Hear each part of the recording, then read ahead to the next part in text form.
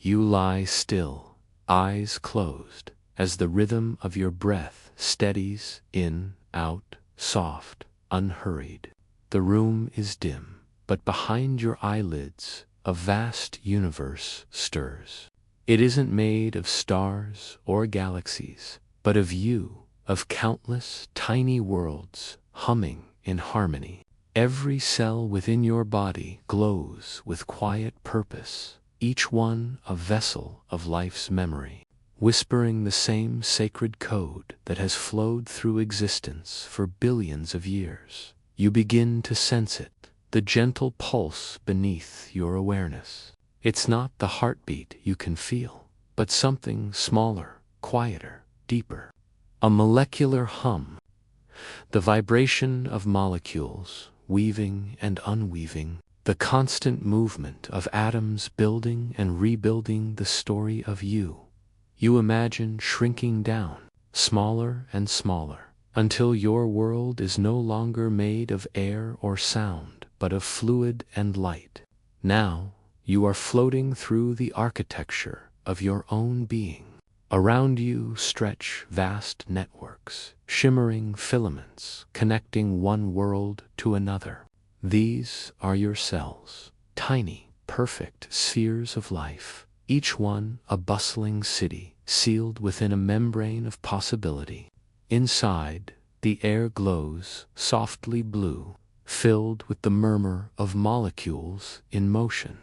Each cell carries something sacred, a scroll written in a code older than memory, the language of life itself. DNA. The letters appear before you as ribbons of light twisting through the space, twin strands coiled together, spiraling like a double helix staircase that winds endlessly into itself. It looks delicate, fragile even, but you soon realize it is the most resilient story ever written. You reach toward it, and it hums. The sound is faint, like the vibration of a string in a faraway symphony.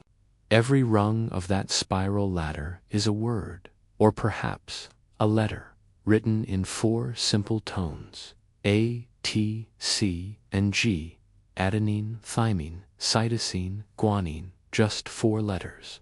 4. To build everything, your mind drifts as you imagine them weaving patterns, forming words, sentences, entire poems of existence.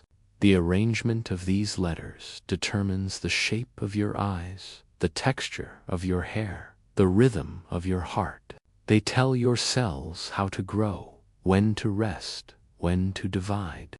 They are blueprints, yes, but more than that, they are songs. Each cell sings its own variation, and together, they form the music of you.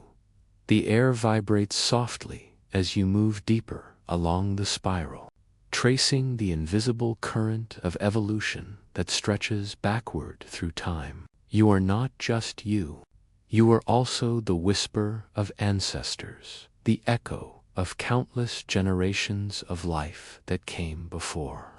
The same code that hums inside your cells once flowed in creatures that swam in primeval oceans, that crawled from water to land, that took flight, that dreamed. The molecules that now form your hands have danced through ancient rivers and breathed through leaves and feathers and scales. You are a mosaic of moments stitched together by time. And at the heart of it all, the same quiet pattern persists, the rhythm of life. Repeating like a mantra, you pause for a moment and imagine what that pattern feels like if you could touch it. It wouldn't be solid nor soft. It would shimmer with motion. It would pulse ever so slightly, as though it were alive. Because it is, inside each of your cells, small machines called ribosomes read that genetic script. They are like weavers, sitting at a loom, following the pattern carefully, thread by thread. From that script, they craft the proteins that build your muscles, your bones, your brain. Every breath you take is a symphony of these quiet workers, unseen, tireless, perfect in their timing. You drift further in, and the world becomes even more intricate. Tiny molecules move in synchronized swirls. Enzymes slide along DNA like fingers gliding across a harpstring, checking, correcting, repairing. There's no noise here, only a soft rhythm, a biological hush like wind through tall grass. You realize that this is not chaos, it is order, a harmony written into every living thing. You wonder how this began, this song, this story. The first whispers of life arose in a world without listeners. In ancient oceans, molecules met by chance, forming fragile chains that could copy themselves. Those that survived carried forward, each generation refining the message, tuning the melody. Life began not with a bang, but with a whisper, a single molecule saying, "I will persist." And from that quiet declaration, everything unfolded. You drift through that memory, billions of years compressed into a single, serene moment. You see cells learning to work together, forming tissues, organs, bodies. You sense the slow awakening of consciousness, the long path from instinct to thought, from thought to wonder. The story of life is not a sudden miracle, but a patient unfolding, the same unfolding you feel now in your own body, as cells renew and repair. As breath fills and empties your lungs, you begin to understand you are both the reader and the story. You are the scientist observing the miracle, and the miracle being observed. Your cells, your DNA, your atoms, all of it speaks the same quiet language, one that asks not to be solved, but simply to be heard. In this stillness, the awareness deepens. You start to feel a kinship with all things living. The same alphabet that writes you also writes a blade of grass, a coral reef, a whale, a bacterium. The differences between you are only verses in the same poem. You are part of one great lineage, flowing and reshaping itself endlessly, life speaking to itself, over and over, in 1,000 forms. The thought comforts you. You are not alone. You are part of something vast, steady, continuous. You imagine your DNA as a river, one that never stops moving. Each generation is a new bend in that river, each cell a drop reflecting sunlight for a moment before merging again with the flow. There is no beginning or end, only transformation, only continuity. The hum of your cells deepens, as if they sense your attention. You can almost hear the molecular whisper, "We are alive, we are alive. We are alive, we are alive," and beneath that, a softer tone, "We remember." For this is what DNA does, it remembers. Every strand is a memory of survival, an archive of triumphs and trials, written in code. You begin to float upward, rising through the microscopic landscape, your view widening again. The glowing coils of DNA fade into soft light, blending into the outlines of your body, your breathing, your warmth.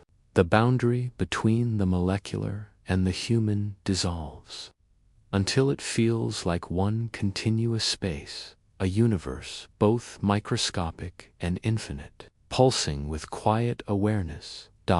You open your inner eyes and sense the truth that everything around you, everything within you, is connected by this silent pattern. You are the cosmos made conscious, the atoms of stars arranged into thought. You are the story the universe tells itself when it wants to remember what it feels like to live. In the distance, the hum of your cells becomes a melody, slow, steady, eternal. Each beat of your heart echoes that rhythm. The more you listen, the quieter it becomes, until the sound fades into your own breath. Now, as you rest in that awareness, you feel gratitude for the story that continues without your will, for the body that writes it tirelessly, for the simple miracle of being. And yet, as this stillness deepens, a new curiosity flickers. If DNA is a language, who first taught it to speak? Who taught the letters to find one another and form meaning? How did the alphabet of life begin, and who, if anyone, holds the pen? The hum returns, soft and constant, as though it knows the question before you ask it. You exhale slowly, feeling it ripple through you. The whisper of life does not answer, it only sings. You linger in the quiet after the whisper, resting in the hum of your own biology. The question from before, who taught the letters to speak, still lingers in your mind, like a faint echo tracing the edge of thought. And as you breathe, slowly and evenly, your awareness sinks once more beneath the surface, down through skin and tissue, through the soft warmth of living matter, until you arrive again among the hidden architectures of life. There, the world glows with molecular light. You stand at the edge of an invisible library, a library without walls, without shelves, yet filled with more information than all the books ever written. Every cell you carry holds a complete copy of this library, written in a script of astonishing simplicity and beauty. You remember its name, DNA, deoxyribonucleic acid, and now you begin to see it not as a thing, but as a language. Each of its 4 letters, A, T, C, and G, is a note in a melody that has been playing for billions of years. They pair together with exquisite care, A with T, C with G, like hands finding their perfect match in the dark. Together, they form the sentences that tell your body how to live. You drift closer to the spiral of DNA, watching as it unwinds, slowly and gracefully. It looks like a silk ribbon unfurling in water, revealing what was hidden within its coils. The double helix separates, and tiny molecular readers slide along its length, enzymes, patient and precise, moving as though they were reading a story line by line. You listen as they hum in rhythm with the text, translating the code into motion. From each sequence, a message emerges, not words you can read, but signals your cells understand perfectly. They are instructions, blueprints, promises. Build this protein, repair this wall, carry this oxygen, keep this heart beating. You realize that every heartbeat, every breath, every thought is the echo of this molecular reading. The story is always being told.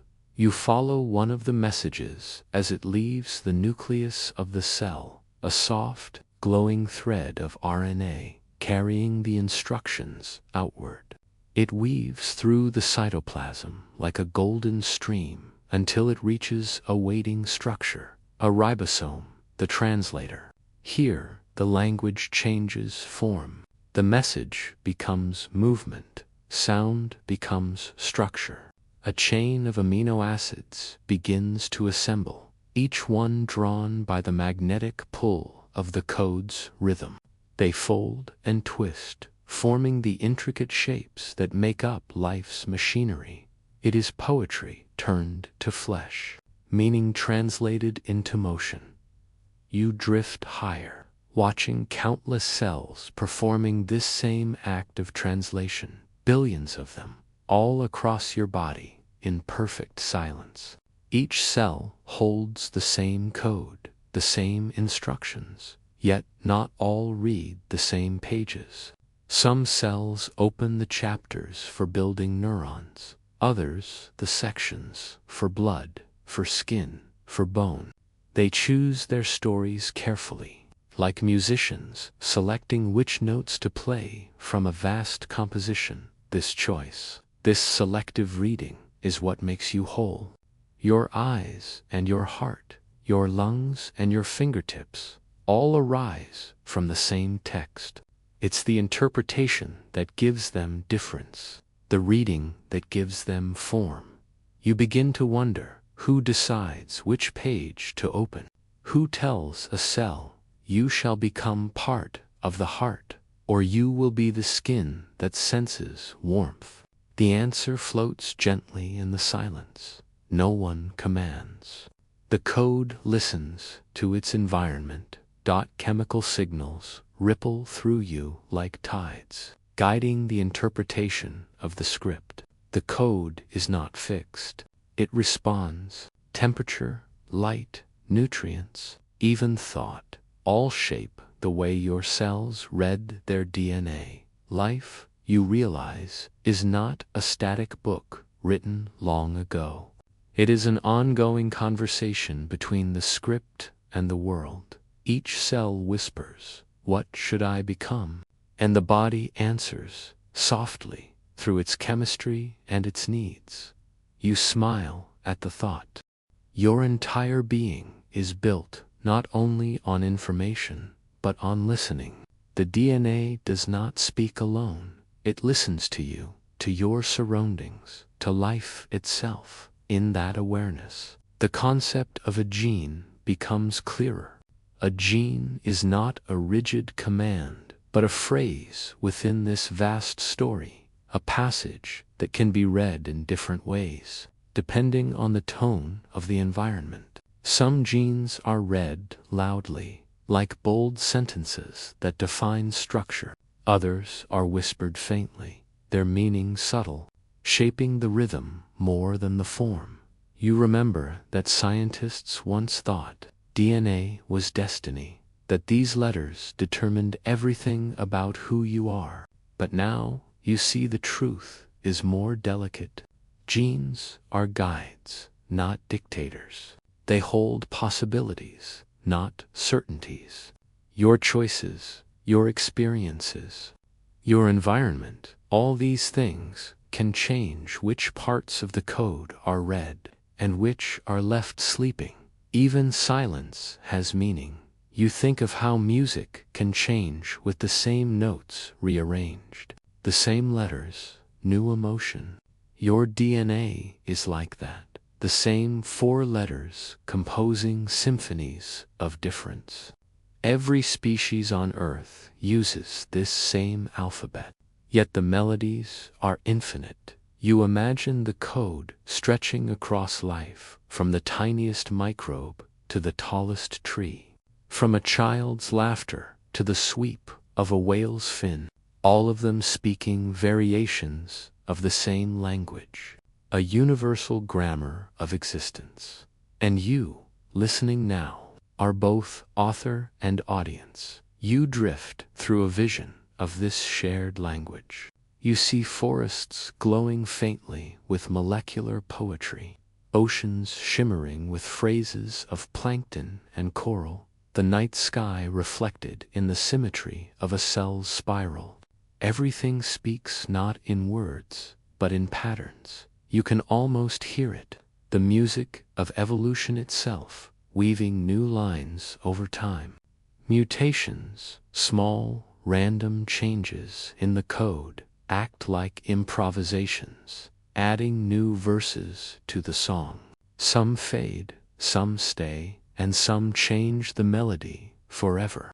These gentle errors, these chance variations, are the seeds of diversity. Without them, life would be still. Perfect, perhaps, but lifeless. It is imperfection that gives the song its beauty. You think of your own life, how much has been shaped by chance, by accident, by tiny turns of fate. In that way, you are not so different from your DNA, each of your days. Like each mutation, adds new variation to the pattern. You feel a soft gratitude rise for the chaos that births creativity, for the randomness that gives life its spark. Without mutation, there would be no evolution. Without uncertainty, no discovery. Without difference, no beauty. You look again at the spiral of DNA, its endless twist of pairs and patterns. It no longer feels like a scientific structure, but something almost sacred, a language not of domination, but of balance, humility, and listening. Life does not control this code. It collaborates with it. You realize that this language has no author in the human sense. It was not written in one moment, but shaped over eons, revised endlessly by time, by failure, by chance, by adaptation. Every species, every organism has edited the book a little, adding its mark, leaving traces of its own survival and creativity. And in this slow, collective authorship, the language itself has evolved from primitive codes of bacteria to the complex symphonies of multicellular life. It's a kind of biological literature that no single mind could invent. You begin to sense that somewhere within this continuity lies a new kind of intelligence, not one of thought, but of pattern recognition, of persistence. Life learns, not with neurons or awareness, but with generations, with time. Each replication, each mutation, each correction is a whisper in the long dialogue between existence and possibility. It is the universe writing, erasing, and rewriting its own story in living ink. You close your inner eyes and feel your breath again. It's strange how this molecular poetry, this abstract, unseen dance, shapes something as physical as your heartbeat, as immediate as your breath.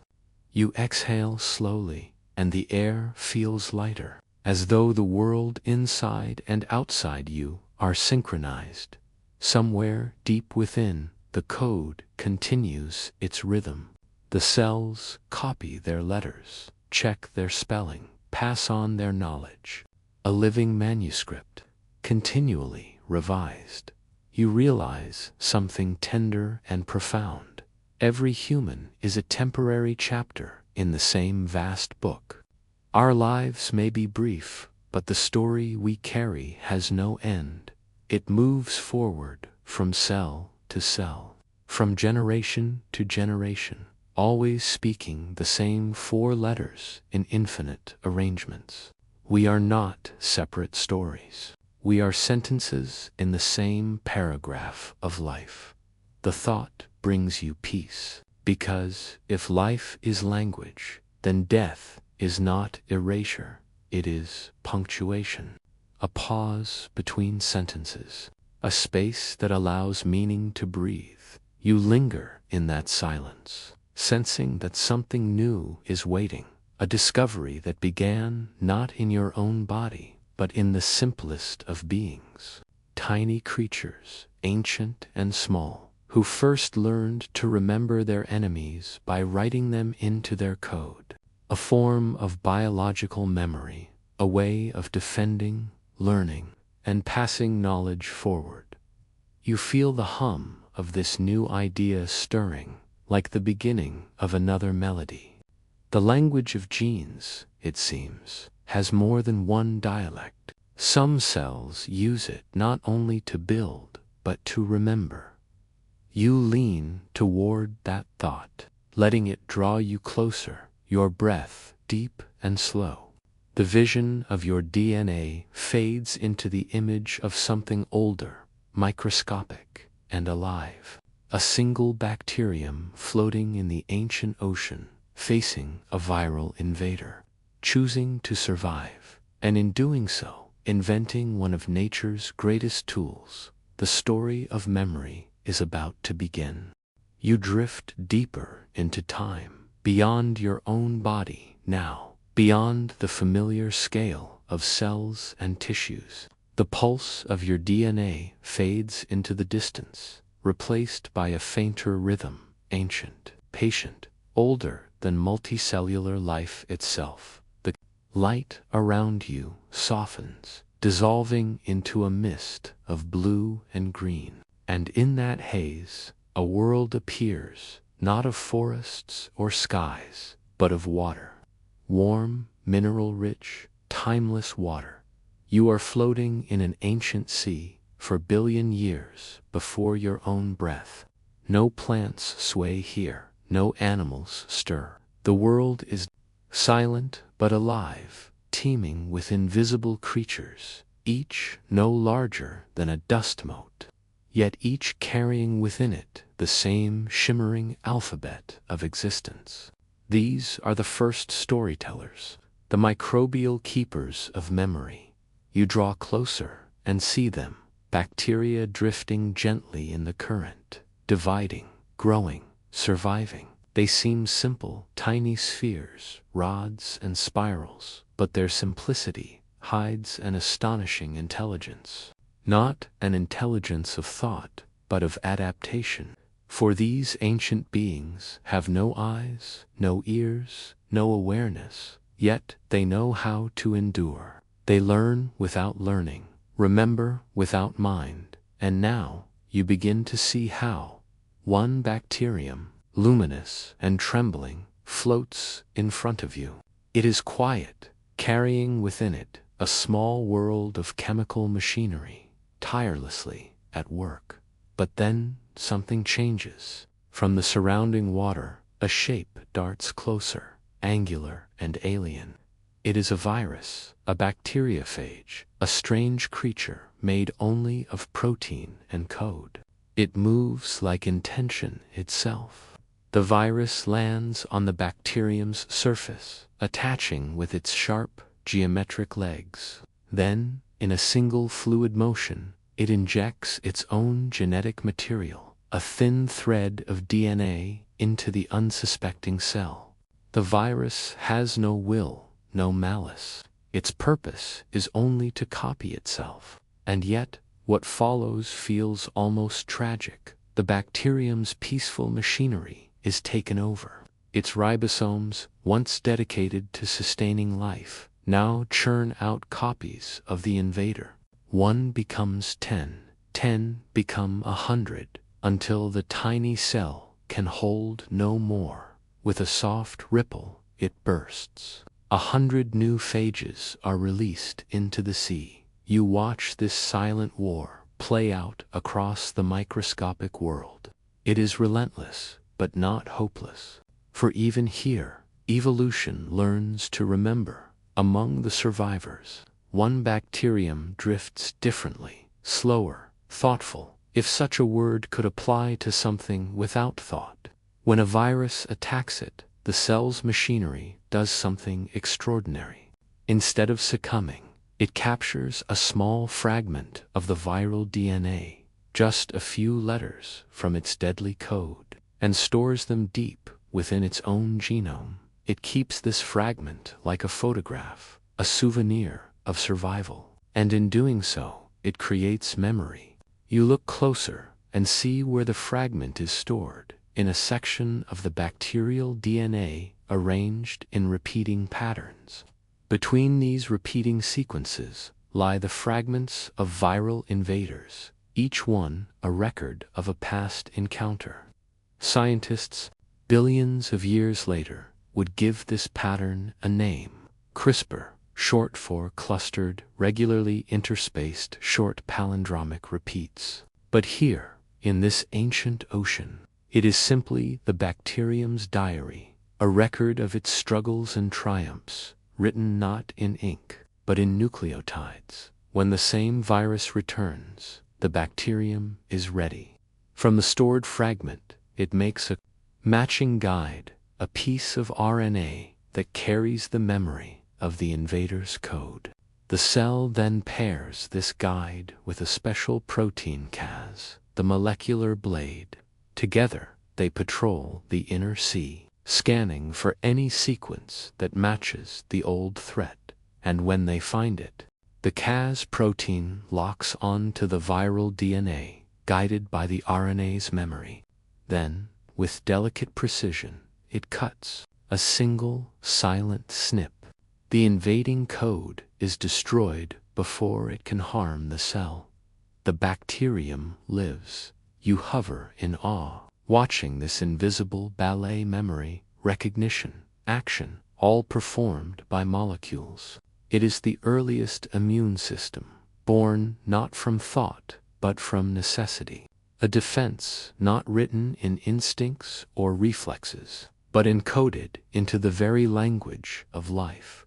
You begin to realize that memory itself, in all its forms, begins here. Before the brain, before nerves, before consciousness, there was this: a cell remembering through structure, a molecule remembering through sequence, life learning to protect itself by writing its past into its future. The ancient sea glows faintly, filled with invisible archives, billions of bacterial memories floating through the currents, shaping evolution molecule by molecule. Each one a lesson recorded, each one passed down as life divides, replicates, and persists. The ocean becomes a library of survival stories, and as you drift among them, you feel the weight of time compressing again. 1 billion years pass like a sigh. The bacterial memory endures, carried quietly through evolution, unchanged and patient. It hides in soil, in water, in the air, a quiet system of remembering and defending, unseen, uncelebrated, but never lost, until one day a new kind of creature, curious and questioning, learns to look inside the cell and see it. Humans, scientists staring into microscopes, into this same ancient mechanism, watching how bacteria remember. What they find will transform biology forever. But for now, you stay in the bacterial world, letting its wisdom settle. There is something humbling in this simplicity. The realization that life did not need consciousness to remember, nor mind to innovate. Nature invented memory long before the first thought was ever formed. You close your inner eyes and imagine this system as a metaphor for all of existence. Every event leaves an imprint. Every encounter, even the painful ones, is recorded somehow, not just in cells, but in being. Just as the bacterium remembers its attacker, you to carry fragments of what once threatened you, what once shaped you. These memories, painful or protective, become part of your story.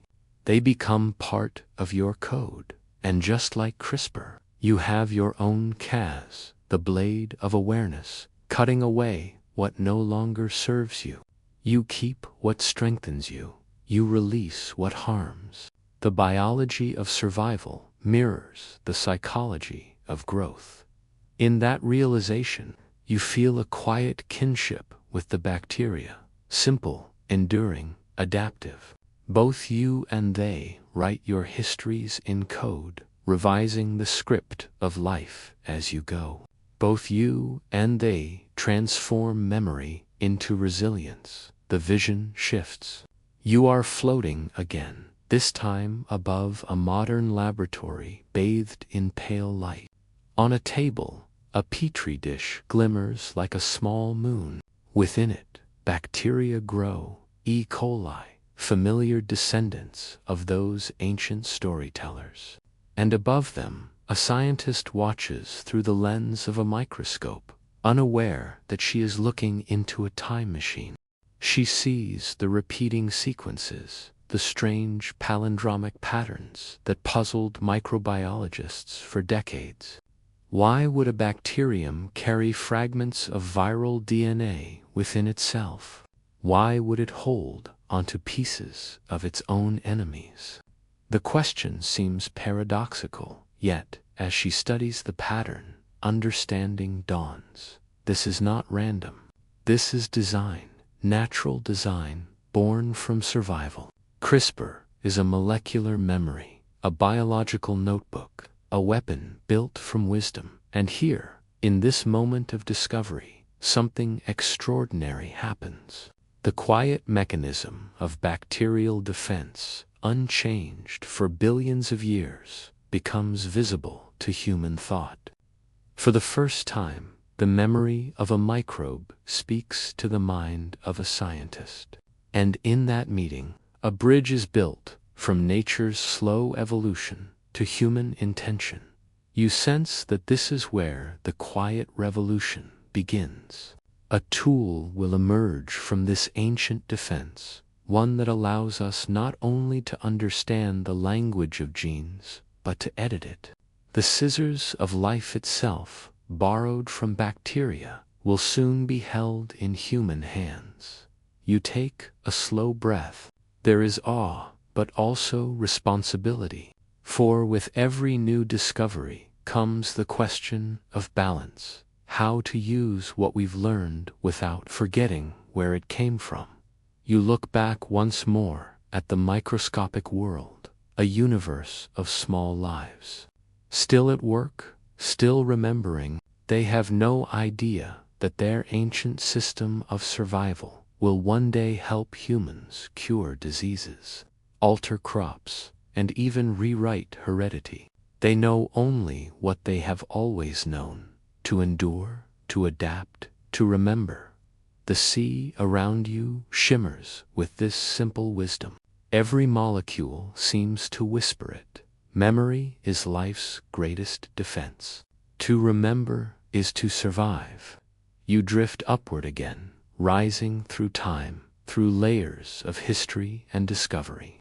The vision of the bacterial world fades into starlight. Your breath steadies. The hum of your own cells returns, more meaningful now, more intricate. For within your own body, echoes of that ancient bacterial wisdom still live on. Mitochondria, your cells' energy makers, are descendants of ancient bacteria, too. Their genes still whisper across eons, still carry traces of that primal memory.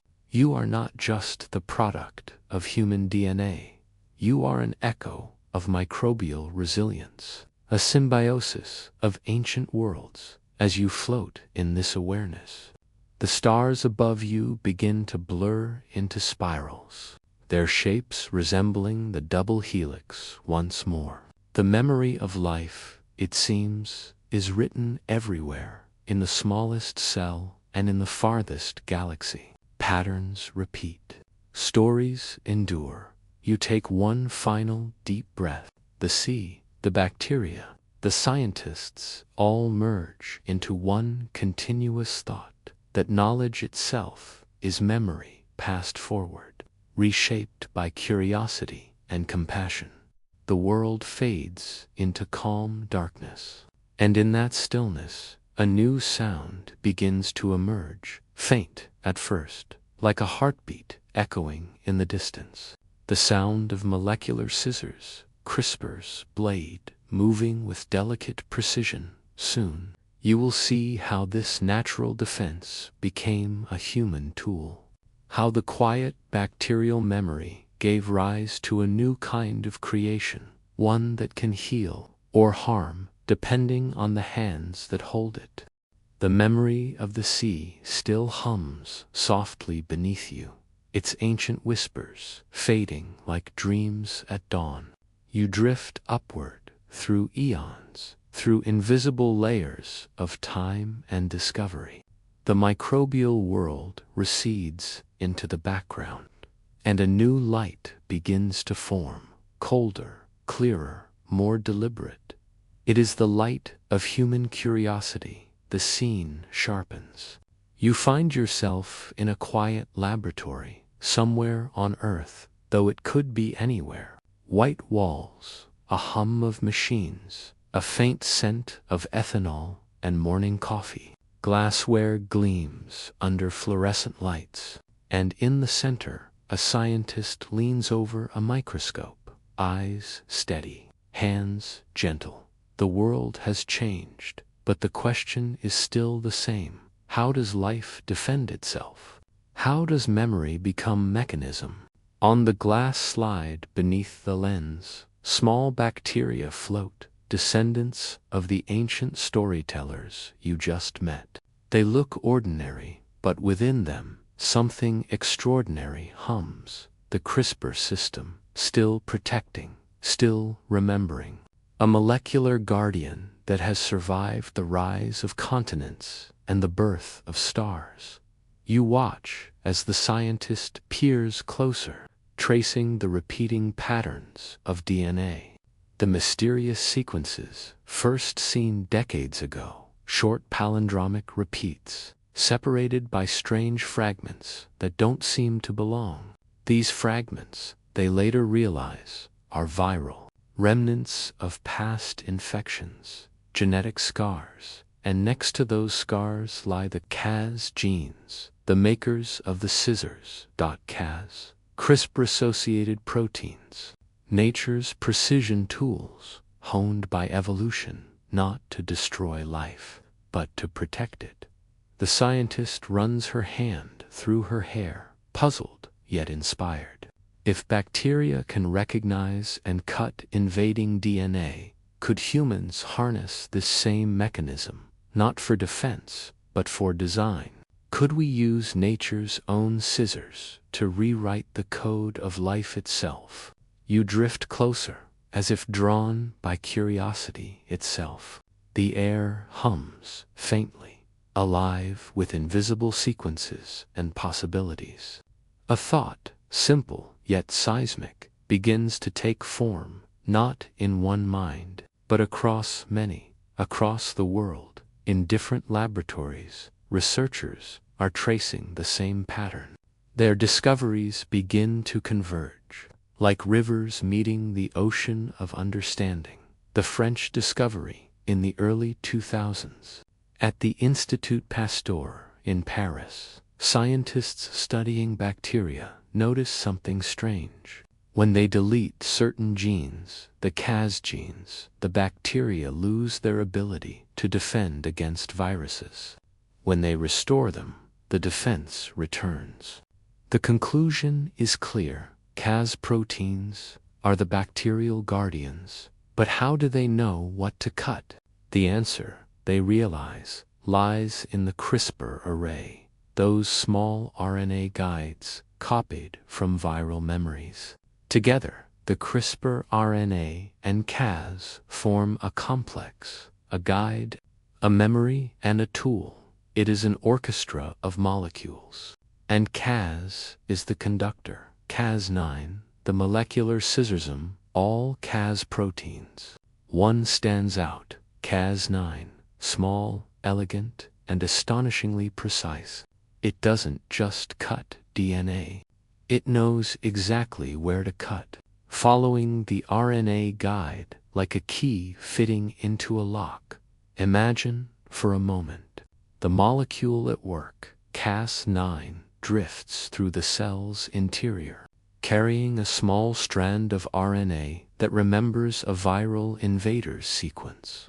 It scans every stretch of DNA it encounters, searching for a perfect match. When it finds it, a moment of molecular recognition, Cas9 unfolds its twin blades and snips. The double helix breaks. The invader is neutralized. It is an act of perfect precision. No wasted motion, no chaos, only the quiet artistry of nature's defense. You can almost hear it, a faint click in the symphony of life. A sound that echoes through time, the sound of molecular scissors at work, the human connection in 2012. Two scientists, Jennifer Doudna and Emmanuel Charpentier, take this natural mechanism and hold it up to the light of possibility. They realize that Cas9 doesn't just have to cut viral DNA. It can be programmed, guided to any sequence of DNA we choose, simply by changing the RNA's letters. That means humans can direct Cas9 to any gene in any organism and make a cut exactly where they wish. To remove a mutation, to insert a correction, to rewrite. The implications are staggering, not just for biology, but for existence itself. In a single discovery, the line between reading life and writing life begins to blur. For the first time, humanity holds nature's own editing tool, the molecular equivalent of pen and paper for DNA. The laboratory hums with quiet awe. In a beaker, bacterial cultures glow faintly under UV light, the scientists whisper, barely daring to speak the magnitude of what they've realized. What once was a microbial defense has become a universal tool, the scissors of nature, reimagined for creation. You float above the scene, feeling the tension between wonder and responsibility. The world of science is about to change, not with a roar, but with a whisper. The cut and the healing you watch the process unfold in slow motion. Cas9, carrying its guide RNA, drifts toward a stretch of human DNA. It binds, reads, recognizes. Then, gently, it makes the cut. But in truth, the cut is an invitation. The cell rushes to repair it, as all living things do when hurt. In that moment of repair, scientists can introduce change, a new sequence, a corrected letter, a healed possibility. Nature's own repair machinery becomes the collaborator. Together, they weave correction into the thread of heredity. It feels like poetry, a dance between precision and healing, between science and intention. CRISPR does not just cut, it allows life to rewrite itself. From microbe to medicine you drift through scenes of transformation. A lab in Boston, where CRISPR corrects a mutation causing blindness in mice. A research center in China, where scientists attempt to fix the gene for beta thalassemia. A greenhouse in California, where crops are engineered to resist drought without chemicals. And a hospital room, where a patient receives the first experimental CRISPR therapy, a gentle infusion, carrying molecular editors into their cells everywhere. The same ancient system is at work, bacteria's humble memory reborn as medicine. Cas9, once cutting viruses in the ocean, now cuts mutations in human genes. It is as if the microbial past has returned to guide our biological future, the ethical horizon. But as the light grows brighter, a shadow forms. The same scissors that can heal can also harm. To edit a gene is to alter destiny, to change not only one life, but all that may follow. In quiet conference rooms, scientists and ethicists gather. Can we edit embryos? Should we change the DNA of future generations? Where is the line between cure and creation? The questions hang in the air, heavy and luminous. CRISPR is not just a tool, it is a mirror, reflecting humanity's deepest desires and fears. The power to heal and the temptation to perfect, the wish to correct and the risk of control. You feel the weight of this moment, not of danger, but of possibility. Like fire, like language, like the atom, CRISPR is both gift and test, a measure of what we will choose to become. The cosmic reflection you drift upward once more. The lab fades, and the stars return. Their light spreads across the sky like a vast neural network, galaxies connected by invisible threads. Not unlike DNA itself, you realize something profound. The same patterns that shape genes shape galaxies. The same laws that govern atoms govern stars. Creation, destruction, and repair. These are universal rhythms. CRISPR, in its essence, is not merely technology. It is nature's own whisper, reminding us of how creation works. Break, remember, rebuild. Cut, learn, heal. From the smallest bacterium to the largest galaxy, evolution is not random chaos, it is a conversation. And CRISPR is one of its oldest words. You close your eyes. In the darkness behind your eyelids, you see a spark, a single pair of scissors, made not of metal, but of intention. They hover, silent and glowing, between your thoughts and the fabric of life itself. The scissors of nature are not merely molecular. They live in every act of change, every choice to let go, every effort to heal.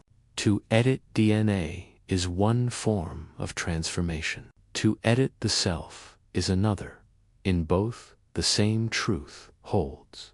Creation begins with a cut. You breathe in slowly. The hum of the stars deepens.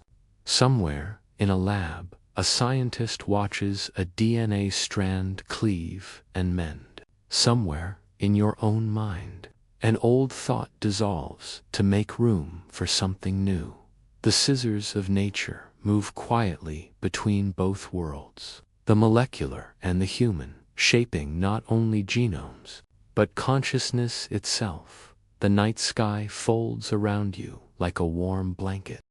The air is still thick with light and quiet intention. You have drifted from the world of the scissors, from discovery into the realm of design.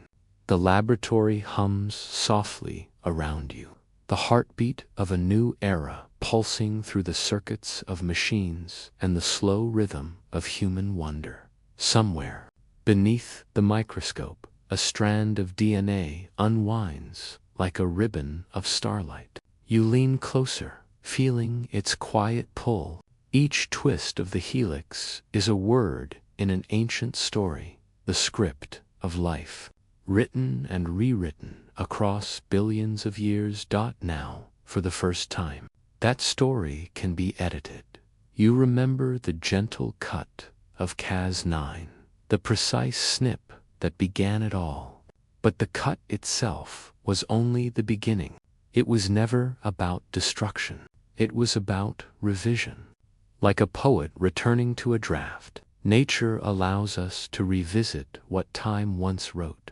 A scientist adjusts her glasses, her face calm and focused beneath the cool glow of blue light.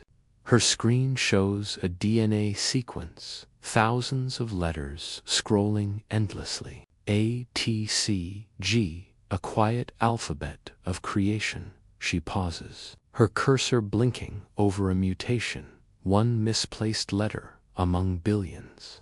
That small error has caused a lifelong illness in a child she has never met. Her task is simple, yet cosmic, to correct a single letter in the book of life. She clicks once. The new guide RNA sequence is entered. Cas9 will find the target. The scissors will cut, and the cell will heal. Outside the lab, the city moves on, unaware that within a single drop of fluid, the future is already changing. The new scribes you drift through other rooms, other minds. The CRISPR tool has traveled far, from the quiet depths of bacterial defense to the hands of geneticists, botanists, and physicians in one lab. A student edits yeast to produce fragrances never found in nature, lavender that glows faintly in the dark. In another, crops are altered to resist floods, their roots strengthened by small edits invisible to the naked eye. Elsewhere, a doctor watches edited blood cells divide in a patient's vein, the first real proof that genetic disease can be softened, even erased. Everywhere, the same rhythm echoes: cut, heal, grow. The same dance of letters, rearranged by human hands, but guided by nature's ancient logic. You realize this is not chaos. This is collaboration.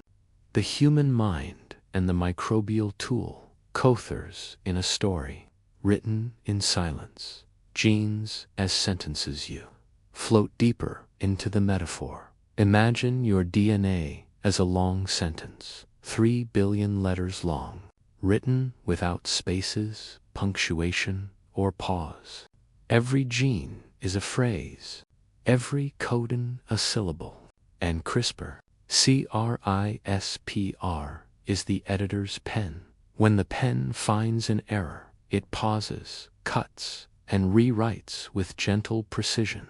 Sometimes it deletes. Sometimes it replaces. Sometimes it rearranges. But always, it acts with purpose, guided not by instinct, but by intent. You think of language, of how meaning can change with the movement of a single letter. Beat becomes beast. Life becomes live. So too, in genetics, a single base can mean the difference between illness and health, between silence and song.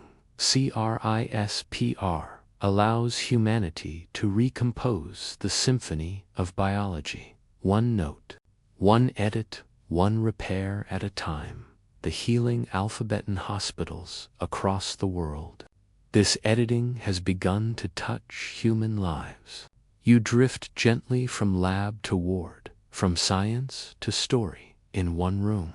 A teenager with sickle cell disease receives an infusion of her own blood stem cells, cells that have been taken out, edited, and returned.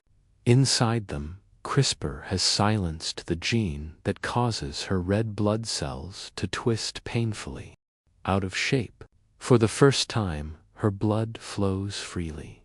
She laughs softly, unaware that her joy is a new form of medicine, a triumph not only of science but of patience. In another place, a child born blind opens her eyes after CRISPR corrects a mutation in the CEP290 gene, a single faulty instruction that had blocked her vision since birth.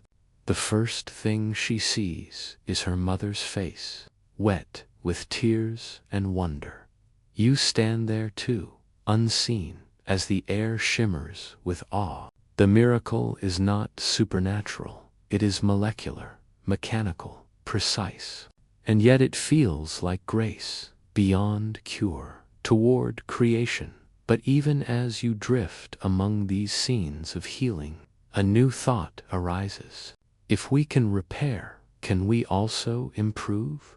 If we can correct, can we create? Somewhere in a university lab, a researcher designs a gene for resilience, not to fix disease, but to make cells stronger, faster at repair, more resistant to aging. It begins as an experiment, but the idea is powerful, intoxicating even. The script of life is editable. Who then is the author? You feel the question ripple through the quiet, through every lab and lecture hall. The line between therapy and enhancement blurs like breath on glass. Is the goal to restore what was lost, or to redesign what was never there? CRISPR opens both doors, and humanity now stands in the threshold. The garden revisited. You remember Chapter 3, the bacterial memory, the first act of defense. You remember how evolution learned to adapt, to store, to rewrite. Now, evolution continues, but with human hands guiding it. The world becomes a garden, and CRISPR, the gardener's tool. Genes are pruned, grafted, cross-pollinated with knowledge. Corn no longer wilts in drought. Rice grows without flooding.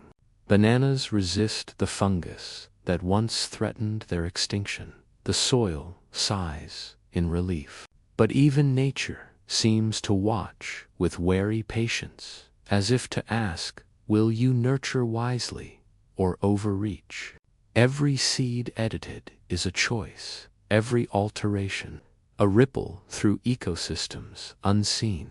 The script of life is wide, interwoven, and alive. To change one word may shift the meaning of the whole. The invisible ink drift closer to the molecular page. DNA glows like phosphorescent ink beneath your gaze. You see where the cuts are made, small, elegant, deliberate. But in the margins, something else moves. The unknown consequences. Off-target edits, unintended mutations, silent changes that may echo years later. The scientists know this. They watch carefully, test repeatedly, waiting for signs of stability. CRISPR is precise, but not perfect. It is a young language, still learning its grammar, still refining its tone. Each experiment is a line in a long poem of progress. Each success a stanza of hope. Each mistake a lesson written gently into the future. The quiet collaboration, the scene shifts again. You're back in the lab, surrounded by the hum of freezers and the pulse of centrifuges. A group of researchers sit in soft conversation, sharing data, laughter, T.Science, you realize, is not just discovery, it is community. No one edits life alone. Every breakthrough is collective, the work of thousands of hands and millions of thoughts, all synchronized toward understanding.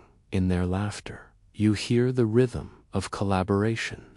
In their care, the ethics of attention. CRISPR, after all, is not magic. It is an instrument, and like any instrument, it plays only as beautifully as the hands that guide it. You listen, and the sound becomes almost like breathing, steady, patient. Alive, the mind's reflection as the night deepens, your thoughts drift inward. The script of life is not limited to genes. You to edit yourself constantly, through memory, through learning, through the quiet choices of each day. Your neurons write and rewrite connections. Old fears fade. New understanding grows. CRISPR edits DNA. You edit identity. Both processes share the same gentle law. Change begins small, one letter at a time. A habit replaced, a word rethought, a belief rewritten. You smile in the darkness. The molecular and the mental mirror one another. The true revolution of CRISPR may not be biological, but philosophical, teaching us how all life rewrites itself in search of balance. Transition. The scientist leans back from her computer. The edit is complete. The cell culture waits, shimmering faintly under a sterile lamp. Somewhere, within those invisible threads of DNA, a new sentence has been written, a phrase corrected, a meaning restored. You exhale slowly, feeling the magnitude of quiet progress. No celebration, no explosion, only a soft certainty that something profound has shifted the world. Rewritten one base at a time, the lights dim, and the lab becomes a constellation of screens, glowing softly like stars. You feel the future unfolding, not loudly, but with care. Outside, dawn begins to rise, pale and silver, like the edge of a new idea. You think of what comes next. If the script of life can be edited, can it also be rewritten to heal not only bodies, but generations? You drift toward that question, carried by the same current that has guided life for billions of years, the urge to survive, to adapt, to evolve gently toward something better.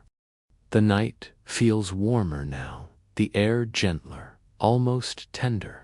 You drift through the same quiet corridors of the lab, but something within the silence has changed. The energy here is not just curiosity anymore. It is compassion. The lights are dimmed to a soft amber hue. Machines hum like distant lullabies, and through the glass, you see the quiet pulse of living cells, tiny vessels of possibility, floating in transparent oceans of hope.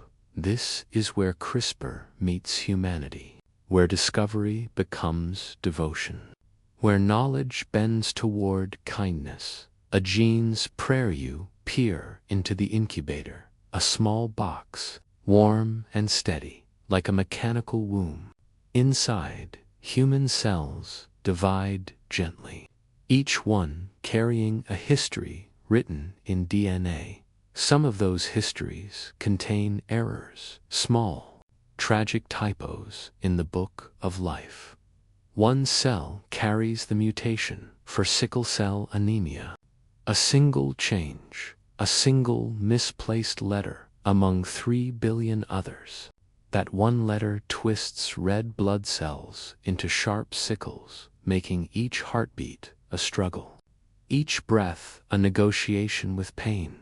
For centuries, this disease has whispered suffering through families, passed quietly from generation to generation. But tonight, in this glowing chamber, CRISPR prepares to answer a centuries-old plea. A scientist adjusts her pipette, drawing a clear solution into a small vial.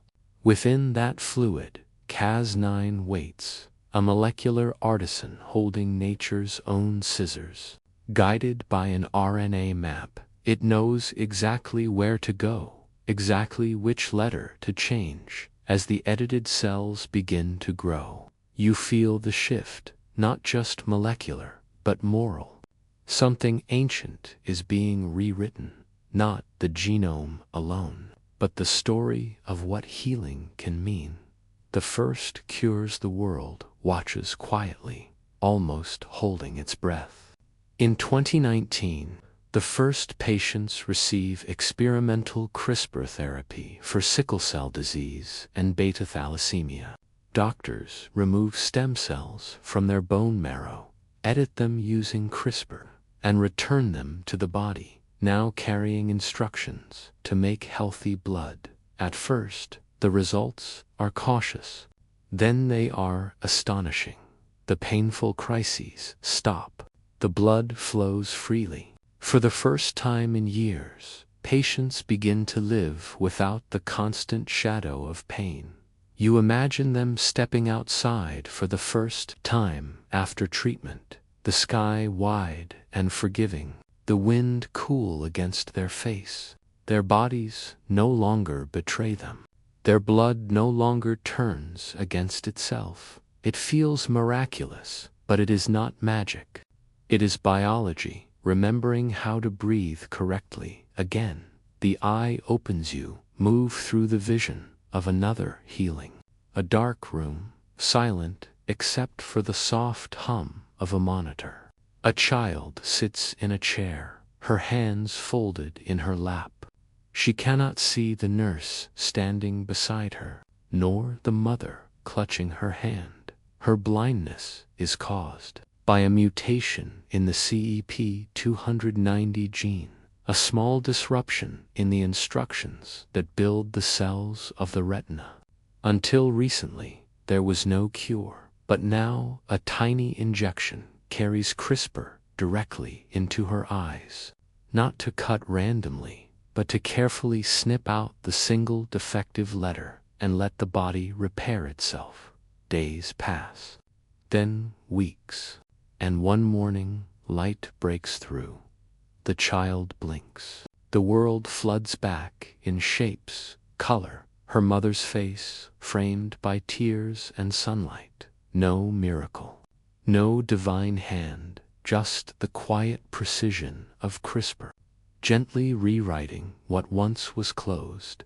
The moment feels larger than medicine. It feels like redemption for the blind, for the broken, for the limits we once thought were absolute. Healing beyond humans, you drift farther, past hospitals, past cities, into green fields and forests humming with life.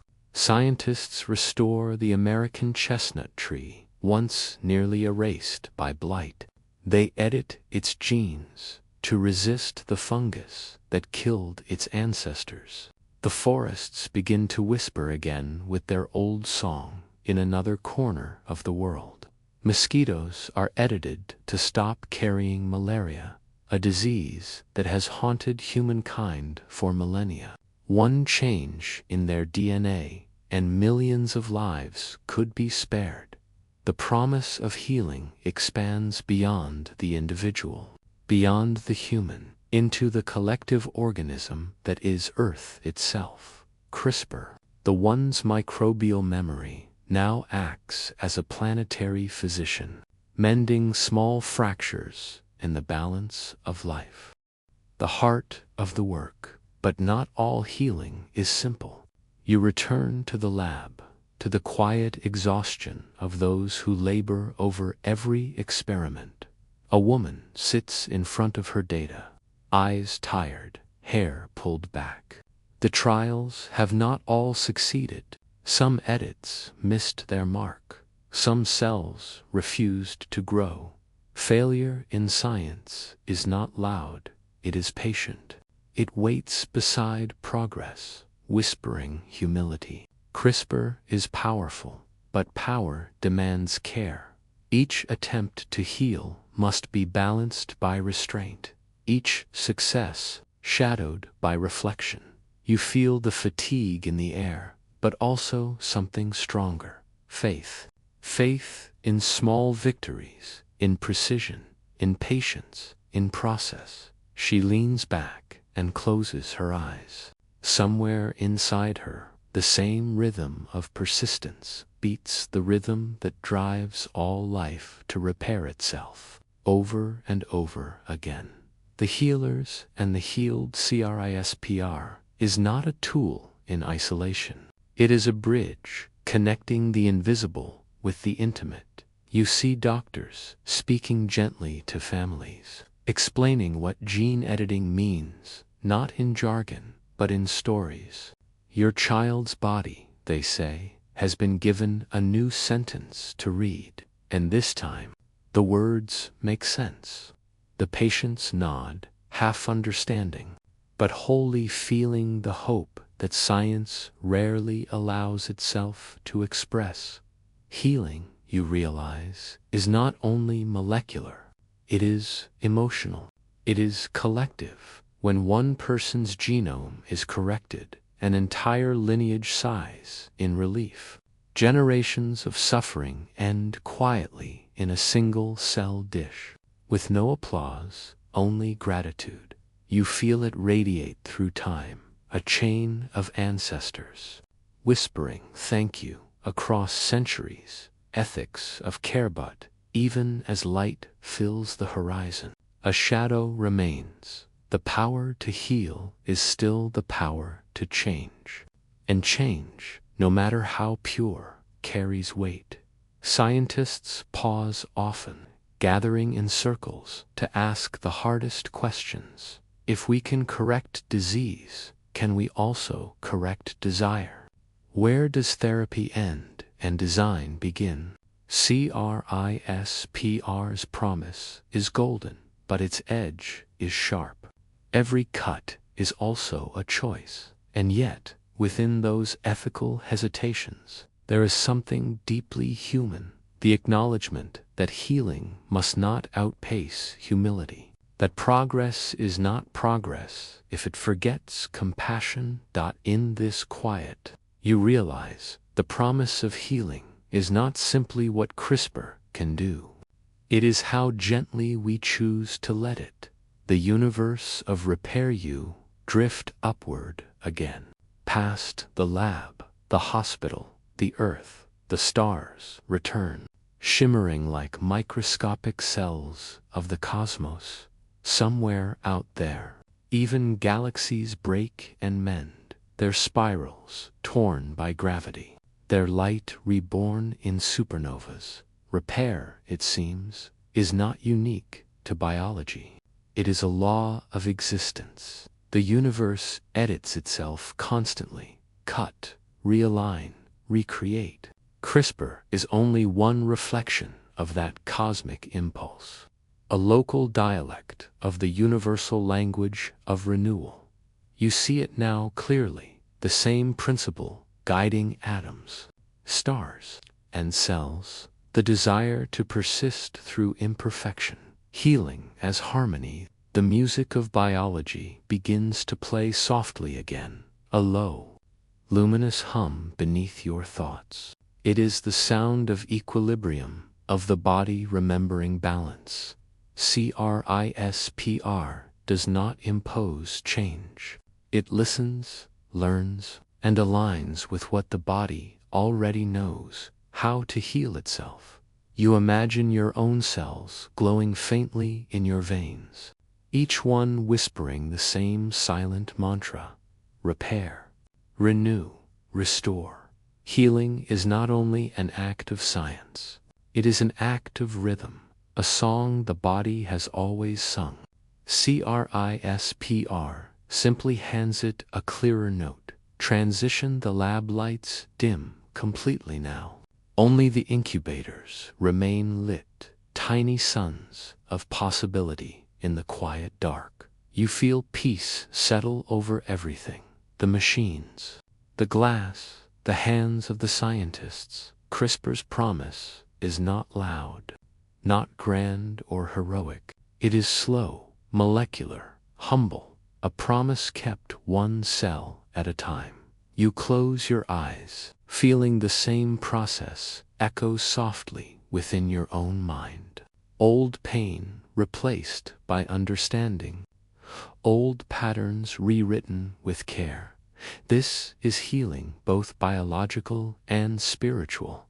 But as sleep begins to fold around you, a question flickers gently at the edge of thought. If we can heal, can we also evolve, not just to fix what was broken, but to grow beyond what was imagined? Night folds softly around the world again. You are no longer in a lab. You stand beneath a vast sky, and above you stretches the unbroken rhythm of stars, each one a reminder that life, too, is born of chaos and order entwined. The earth beneath your feet feels ancient, as though it remembers every mutation, every adaptation, every quiet experiment nature has ever run. It is a breath, the long, patient inhale of the cosmos, learning to become more complex with every exhale. And now, in the hush of modern discovery, CRISPR joins that breath. No longer just a healer, it becomes a collaborator with time itself. The ancient algorithm, long before humans ever looked through microscopes, life was already editing itself. Each cell, each organism, carried small accidents in its code, mutations that sometimes harmed, sometimes healed, and sometimes gave birth to something entirely new. A fish that learned to crawl, a reptile that grew feathers, a mammal that began to dream. Evolution is the grandest experiment, billions of years of trial and error, written in the quiet ink of DNA. You can almost see it now, a slow dance of molecules, each one trying a new step, each mistake a possibility in disguise. In this endless choreography, CRISPR is a new kind of dancer. It moves with awareness. Where nature once stumbled by accident, we now take careful, deliberate steps, not to replace evolution, but to join its rhythm consciously. The garden imagined you. Find yourself walking through a field at dawn. Dew glistens like starlight scattered across the grass. Each blade hums with life. Each flower carries the quiet pulse of genetic artistry. You begin to see evolution as a garden, wild, ancient, ever-changing. For billions of years, it has tended itself, sunlight selecting for the strong, storms pruning away the unfit, time-rewarding adaptation. And now, CRISPR stands at the garden's edge, a gardener with gentle hands. Learning how to touch without harm, you imagine it kneeling beside a plant, but to help it thrive, to make wheat more resilient, rice more nourishing, plants more patient with drought and heat, in a world trembling under climate change. Such care feels like compassion in molecular form. This is not domination over nature, but conversation with it, a shared effort to survive. Guided change evolution, by its nature, is slow. It does not hurry. It listens, experiments, learns through loss. But humans are impatient creatures. We live in brief spans, always reaching beyond what time allows. CRISPR gives us the means to accelerate that natural rhythm, to guide change within decades instead of millennia. Somewhere, a scientist edits coral genes to help reefs endure rising temperatures. Elsewhere, bacteria are reprogrammed to absorb carbon dioxide, turning the air itself into a cleaner breath. The work is not loud or spectacular. It happens in small flasks, in whispering incubators, in quiet data readouts that could reshape ecosystems. Each edit, each decision, is a question posed to evolution. What if we help you grow differently this time? And evolution, in its infinite patience, seems to nod between ethics and awe. You pause in this imagined garden and feel the tension that hums beneath the soil. To guide evolution is to touch something sacred. To decide what lives and how is to carry the weight of creation itself. You sense both wonder and warning here. For every edit that brings resilience, another might bring imbalance. For every gene made stronger, another species might fade in silence. Science, like evolution, must learn humility. It must remember that control is an illusion, that the garden's true beauty lies in its wildness. Perhaps CRISPR's greatest wisdom is not its precision, but its reminder that precision alone is never enough.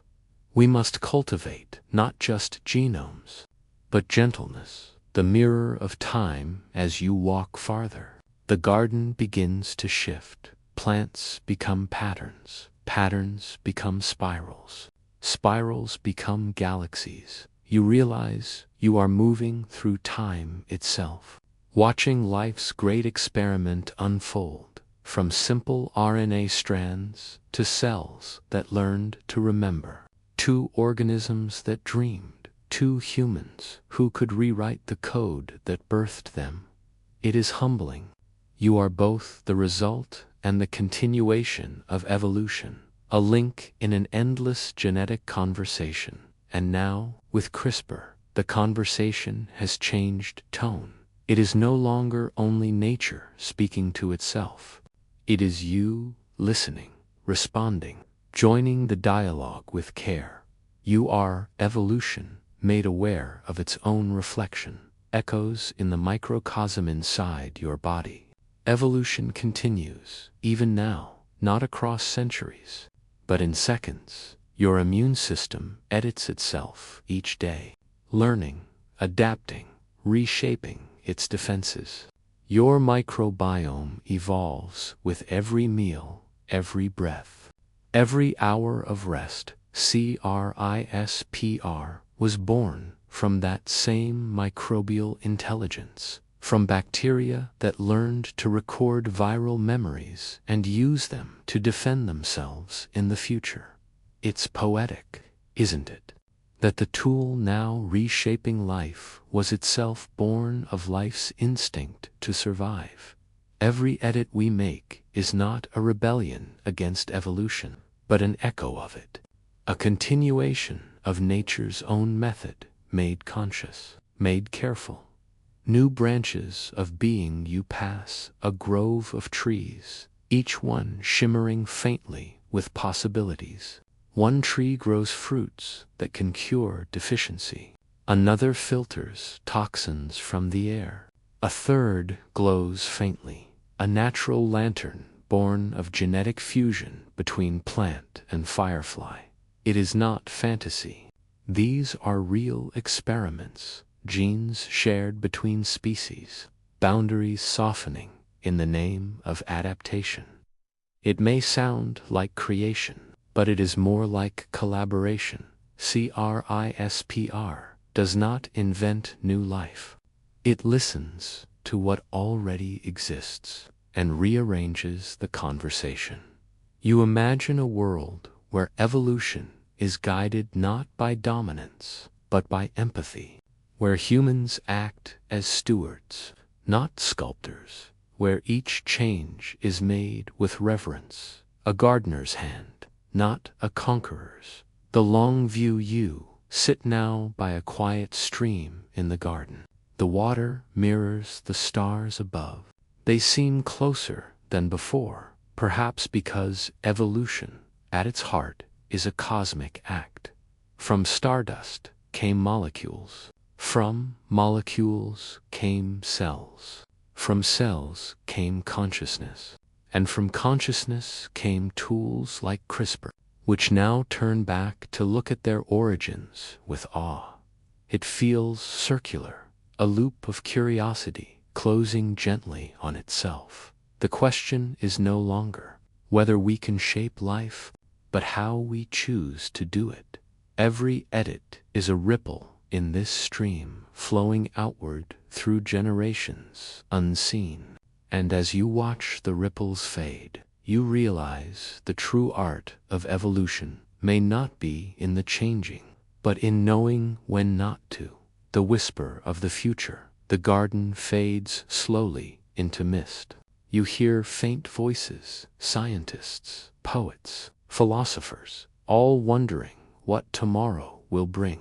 Perhaps CRISPR will help grow coral that survives heat, or crops that restore balance to the soil. Perhaps it will teach us new ethics of creation, or new humility in the face of complexity. Or perhaps it will simply remind us that life itself is an ongoing draft, never finished, always revising.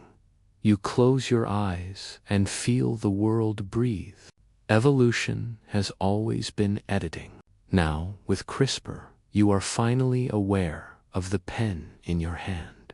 And yet, you hesitate, not from fear, but from reverence, because the garden is alive, and you are both its caretaker and its creation. Transition. The air grows quiet again. The stars hum faintly above the horizon. In the soft dark, you feel the next question take shape, like a seed ready to open. If we can guide evolution on Earth, what happens when we look beyond it, toward the stars, toward the fragile possibility of life elsewhere?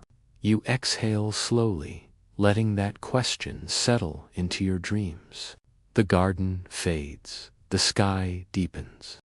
You open your eyes, and the horizon is gone below you. Earth is a luminous marble, a swirl of white, green, and deep ocean blue, turning silently in the infinite dark. It feels small from here, fragile, like a living cell suspended in the blackness of the cosmos. You float beside it, weightless, and for the first time, you sense what all explorers feel, that life itself is the rarest phenomenon in the universe, and that it must be carried carefully. CRISPR, the tiny molecular editor, is here with you too, not as a tool this time, but as a symbol of how far life has come since it first stirred in the tide pools of an ancient Earth. Origins remembered billions of years ago, before stars had cooled enough to form planets, before oceans ever reflected a sunrise. Atoms swirled in cosmic dust. From that dust came the elements: carbon, hydrogen, oxygen, nitrogen, the alphabet of existence, and from their union, life began to whisper. Not instantly, not miraculously, but slowly, through chemistry's patient art, molecules formed loops. Loops learned to copy themselves. And through endless repetition, a code was born, the same code that now sleeps inside every living thing. You are the descendant of that first whisper. And now, as you drift beyond the planet that raised you, you carry that whisper forward, a story written in the 4 quiet letters of DNA, ATG. See, the softest script in the universe. The traveler's question: what happens when life leaves its cradle? When biology, born of one small blue world, extends its reach toward others? Astronauts and biologists alike have long wondered if we can take life into space, not just to survive, but to adapt, because space is not gentle. It is radiation and vacuum, cold and silence, gravity absent, and time stretched. Yet even here, in this void that seems so empty, life has found its teachers: CRISPR, that molecular memory of survival. Once evolved in microbes defending themselves from cosmic-like invaders' viruses, it remembers danger. It learns. It adapts. And now humanity looks to that same instinct as we prepare to carry life across the stars. CRISPR in orbiting the laboratories aboard the International Space Station. CRISPR is already at work. Tiny vials of bacteria and yeast float gently in microgravity, each cell dividing and changing more slowly than on Earth. Astronauts guide the experiments with gloved hands, their movements deliberate, their breaths echoing through the stillness of the cabin.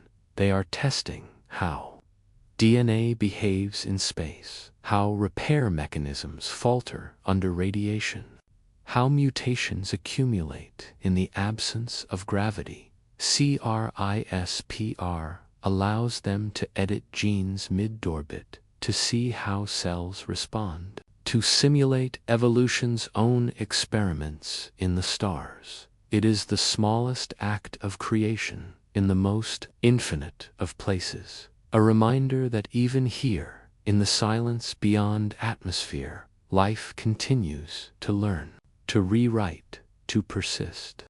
Seeds of adaptation. You imagine a ship sailing beyond Mars. Inside it, rows of transparent chambers glow softly, each one a miniature Earth. Tiny ecosystems float in sealed bubbles, algae releasing oxygen, yeast fermenting nutrients, plants stretching toward artificial suns. These are the first seeds among the stars, not of trees or flowers, but of survival. Scientists imagine using CRISPR to help these organisms adapt to aliens, worlds, plants edited to resist cosmic radiation, bacteria engineered to digest Martian dust and release oxygen or fuel. Each modification is a note in a new symphony, a song of life retuned for distant harmonies. This is not domination of the cosmos. It is migration, life's oldest instinct. expressed now through molecules instead of wings. Terraforming by breath, you picture a future landscape, Mars. Not red, but green. The horizon still barren, but touched here and there by the shimmer of moss. The ripple of engineered algae thriving in thin air, CRISPR, may one day write the language of such resilience. A code for chlorophyll that tolerates cold. A genetic shield against radiation. Perhaps one day, fields of altered grass will sway beneath alien suns, photosynthesizing a new atmosphere, one quiet breath at a time. It is not conquest, but continuity. The universe reclaiming its own capacity for life. Through us, its conscious children. You smile at the thought, Earth teaching Mars how to breathe, the weight of creation, but even among the stars. Ethics follow. Each genetic change is both a gift and a gamble. What if we seed another planet before we truly understand our own? What if, in our desire to create, we forget to listen to the delicate balance that holds all ecosystems in quiet agreement? The stars do not answer. They only reflect your question back, like a mirror stretched across infinity. You think of the first microbes that altered Earth's atmosphere, cyanobacteria releasing oxygen, turning poison into breath. It was an accident of evolution, but it changed the world forever. Perhaps now, CRISPR is a new form of that accident, a deliberate evolution, one that demands greater mindfulness than any before it. Creation is easy, care is not. The cosmic continuum, you drift farther past the orbit of the moon, past Mars, toward the open sea of interstellar dark. There, the stars hum softly, like neurons in the brain of the universe. In that vast silence, you begin to sense something profound, that evolution was never confined to Earth, that life, once begun, seeks expression everywhere. Perhaps there are other CRISPRs out there, molecular memories written by alien cells, defending themselves from alien viruses, learning their own lessons in survival and change. The laws of biology are not Earth's alone. They are cosmic. DNA is not merely a human script. It is a universal poem, written wherever atoms remember how to listen. And now, through science, you have become one of its authors. A new Genesis, imagine it, a frozen world beneath another sun, waiting quietly for the warmth of possibility. A small lander descends, its metallic legs kissing alien dust. Inside it are vials, the first seeds encoded with CRISPR-crafted life. They are not designed to replicate Earth exactly, but to blend with their new home, to learn its soil, its minerals, its chemistry, and evolve accordingly. A controlled beginning, but an open ending, if they survive. They may one day awaken ecosystems that fit their world perfectly, unique, native, alive in this vision.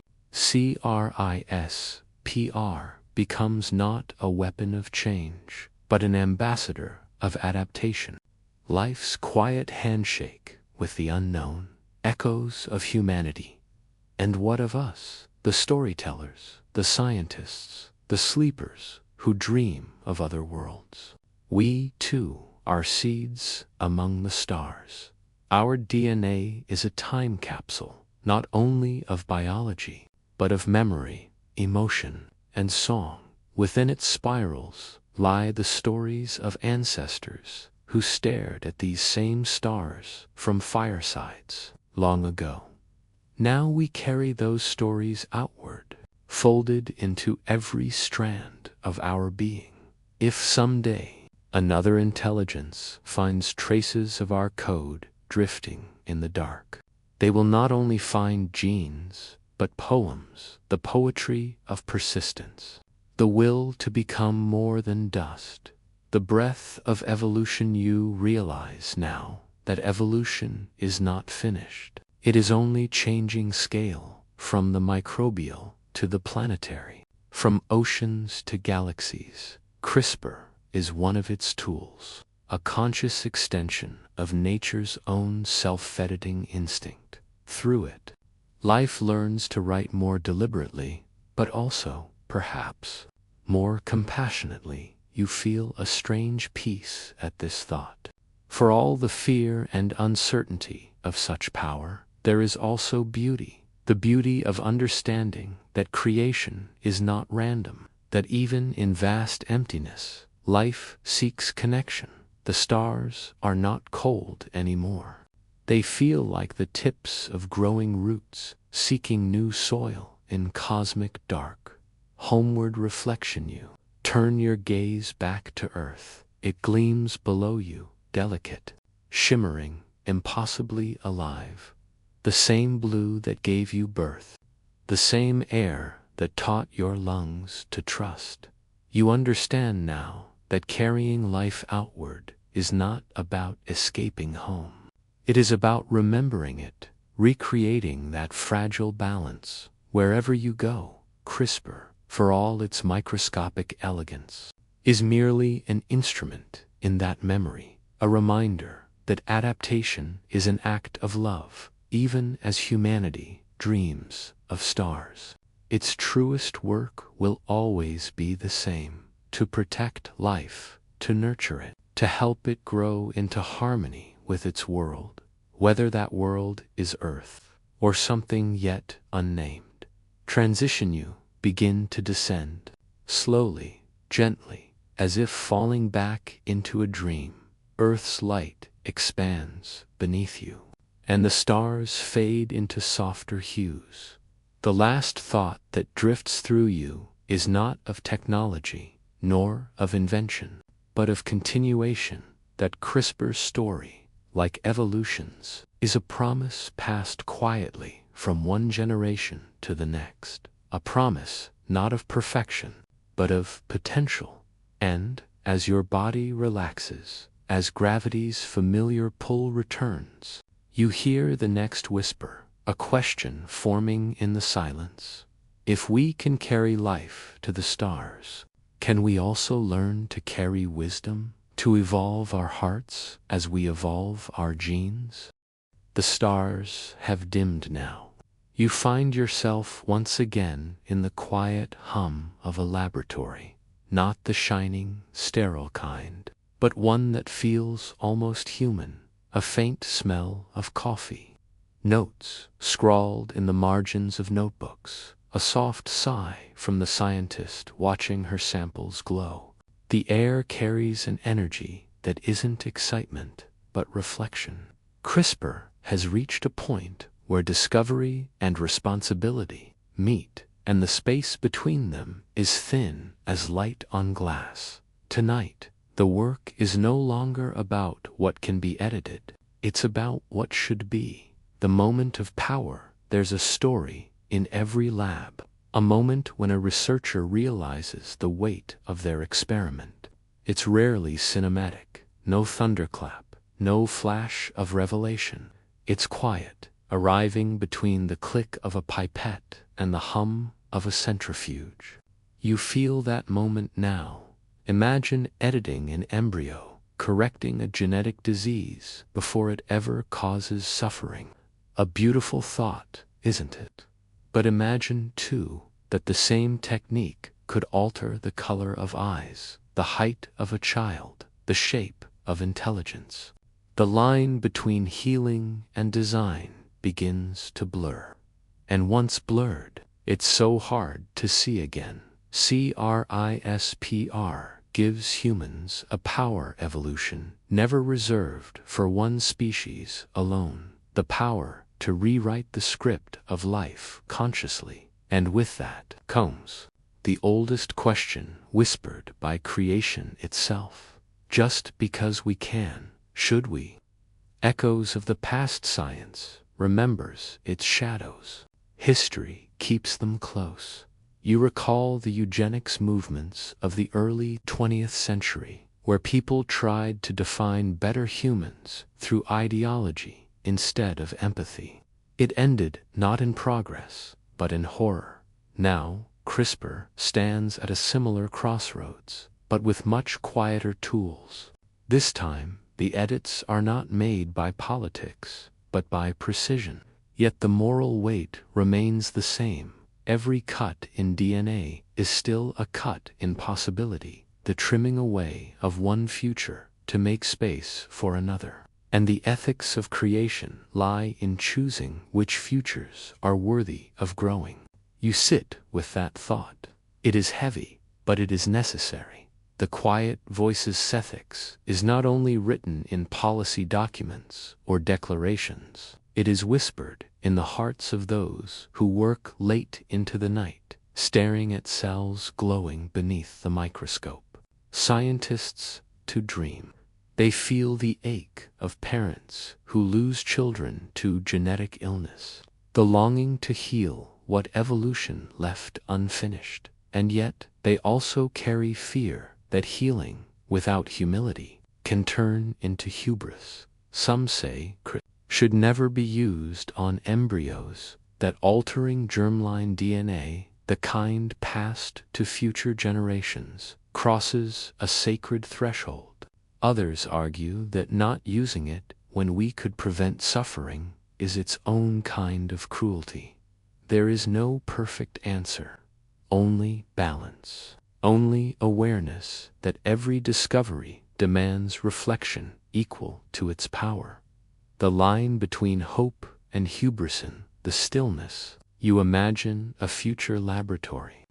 A parent stands beside a screen, watching their unborn child's genome unfold like a constellation of letters.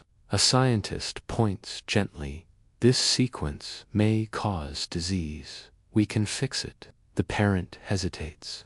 Can you also change their eyes, their memory, their kindness? The silence between those questions feels infinite. In that silence lives the essence of ethics, the understanding that science can map biology, but not morality. The genome is not a canvas for preference. It is a tapestry of ancestry, diversity, unpredictability, the very chaos that makes love and life meaningful. If we edit too perfectly, we risk erasing the imperfections that gave us empathy in the first place. The story of Lulu and Nana. In 2018, two twin girls were born in China. Their names, given publicly, were Lulu and Nana. They were the first humans whose DNA had been edited using CRISPR before birth. The scientist behind the experiment claimed to make them resistant to HIV. A medical goal with moral complexity, but the world was not ready.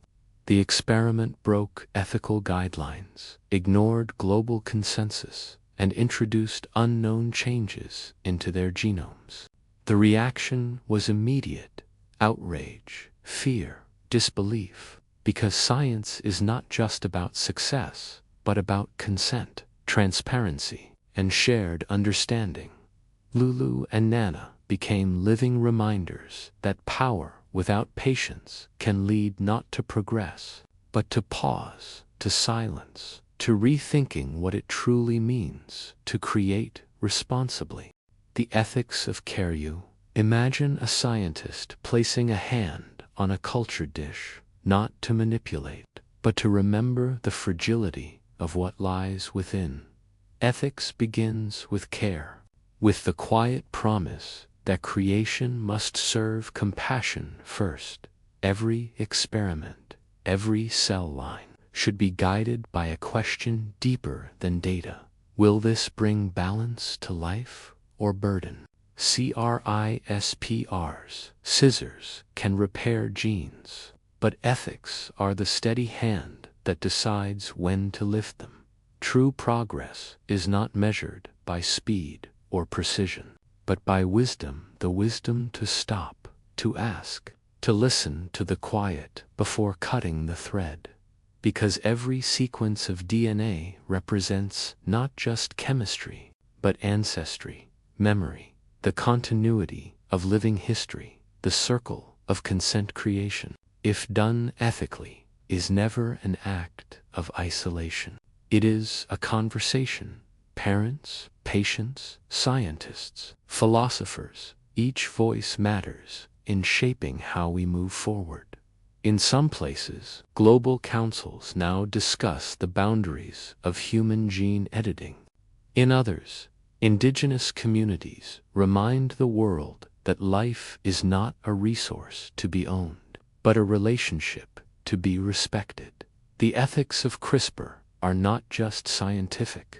They are cultural, spiritual, emotional. Every society will answer differently, but the act of asking together is what makes the process ethical. Ethics, like evolution, is alive. It adapts, grows, learns, and so must we. Nature's own reminder, outside the lab, the night stretches endlessly. The stars above you shimmer like living cells, each one born from explosions, yet balanced by gravity's gentle pull. Nature itself is a system of checks and balances. Every act of creation is countered by the laws of equilibrium. Too much fire, and a star collapses. Too much restraint, and it never shines. Ethics is our human gravity, the unseen force that keeps creation from imploding. CRISPR, for all its elegance, needs that gravity now more than ever. Because we are not separate from nature's patterns. We are their conscious expression, and consciousness demands care, humility in the code you think of DNA again. The 4 simple letters repeating endlessly, A, T, G, C. In their simplicity lies humility. They do not boast, they do not choose. They simply exist, allowing life to unfold as it will. Perhaps our ethics should mirror that rhythm, humble, observant, patient. CRISPR allows us to speak the language of life. But like all languages, it requires listening before speaking. Creation without humility is noise. Creation with humility is music. And ethics is the pause between notes that makes the melody meaningful. The mirror of responsibility. You look into a glass pane separating you from the experiment. In it, your reflection shimmers faintly, superimposed over the glowing culture dish. It is a haunting image, because in that reflection, you see both the creator and the creation. Humans are editing the code of life, but that code has, in turn, written humans. We are both author and text, reader and story. To change one is to alter the other. Responsibility, then, is not a burden, it is an acknowledgement of kinship between scientist and subject, between life and the laws that sustain it. To edit without reverence is to forget we are editing ourselves. The sacred pause. Imagine a moment before every CRISPR cut, a breath, a heartbeat, a stillness where intention is examined. That pause is sacred. It separates invention from impulse. Ethics is not about restriction. It is about rhythm, knowing when to move forward and when to wait. Even stars rest before they collapse into new ones. Even evolution pauses between epochs in that stillness. Creation listens for permission. And perhaps that's what ethics truly is. The universe asking itself, quietly, is this act aligned with care? The light of awareness morning begins to seep into the laboratory windows. Soft gold spills across the counters, turning instruments into silhouettes of promise. You feel something shift, not in science, but in understanding. CRISPR is neither good nor bad. It is a mirror reflecting the intentions of those who wield it. If guided by compassion, it heals. If guided by ego, it harms. The difference lies not in technology, but in awareness. And awareness is the most human of all genes, the one that has allowed us to dream, to doubt, to ask what is right, even when no one is watching. Transition, the sun has risen now, turning the lab into a cathedral of light. Petri dishes glint like stained glass. The hum of machines sounds like prayer. You realize that ethics is not a boundary, but a compass, a quiet inner voice reminding creation where home is. And as you prepare to leave, you glance once more at the incubator, where edited cells divide in calm, rhythmic grace. They are not just data points. They are possibilities, and the future depends not only on what we make, but on how gently we choose to make it. You close your eyes.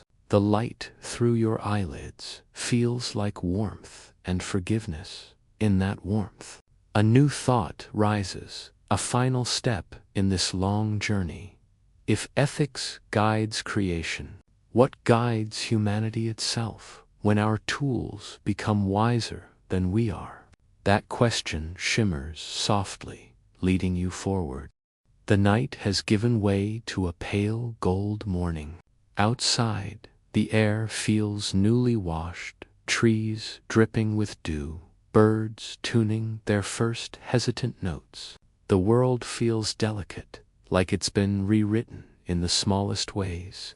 Without you even noticing, you breathe, and in that breath, countless molecules move through you, oxygen shaped by plants, carbon exhaled by ancient volcanoes, atoms forged in the hearts of stars. You are, quite literally, the future built from the past. The revolution that began with CRISPR is not merely a story of tools or technology. It is a continuation of life's oldest impulse to adapt, to evolve, to survive through creativity. And as the light deepens, you realize something almost spiritual. The future of biology is not about changing what we are. It's about understanding, with reverence, what we already contain. The living library. Every cell in your body holds a complete copy of your genome, a library of instructions written in 4 letters, A, T, G, and C, 30 trillion cells, each carrying the same silent script, each reading it differently depending on its role in the grand organism that is you. A neuron in your brain reads the pages on thought, memory, and emotion. A skin cell reads the chapter on protection, while a liver cell studies detox and transformation. Like a choir singing from one score, your body performs the same composition, each voice distinct but harmonious. CRISPR, that elegant molecular tool, is simply a new way of editing the notes, fine-tuning a melody that nature has been composing for billions of years. But what does it mean to change a line in a book that's been passed down since the dawn of life? It means carrying a responsibility not just to yourself, but to every living story that came before you. Life's continuum. You imagine life as a great river. At its source are the earliest cells, simple and unknowing, dividing and adapting in the oceans of the ancient earth. Downstream flow countless generations, plants, fish, mammals, and finally humans. each ripple carrying echoes of the one before. CRISPR is like a hand reaching into that current, not to stop it, but to guide its direction slightly, to clear a blockage, to deepen the flow, to let life continue more freely. Yet even the gentlest touch changes the pattern of the river. The ethical weight, the humility, must always accompany the hand. The river does not belong to any one traveler. It belongs to time. And you are both the traveler and the water itself, the future's quiet shape-in labs across the world. Scientists continue to explore what CRISPR can become. There are trials that repair blindness, that restore red blood cells to healthy form, that silence genes causing cruel diseases. Each success feels like a lantern lit in a darkened corridor, a glow of hope carried forward. Yet, what makes this future remarkable is not the technology alone, but the intention behind it, the promise to use knowledge, not to dominate, but to nurture. Imagine a time when medicine becomes truly personal, when your own cells are your healers. When a doctor listens not only to your heartbeat, but to your genome's quiet needs. Imagine a future where no one inherits unnecessary suffering, where prevention replaces correction, where evolution becomes a partnership between biology and consciousness. This is the future. CRISPR whispers toward, not loud, not abrupt, but gentle and wise, guided by care. The symphony of collaboration science no longer moves in isolation. The great discoveries of this century are collaborations not just between scientists, but between disciplines, between countries, between ideas. CRISPR itself was discovered because a handful of microbiologists listened to what bacteria were saying through their DNA. It took linguists of life to realize that these microorganisms had invented a natural system of memory and defense, and it took molecular biologists to translate that microbial wisdom into a human tool for healing. The future of biology will continue this pattern. Scientists listening to nature, interpreting, not commanding, because nature, when heard closely, already knows the answers.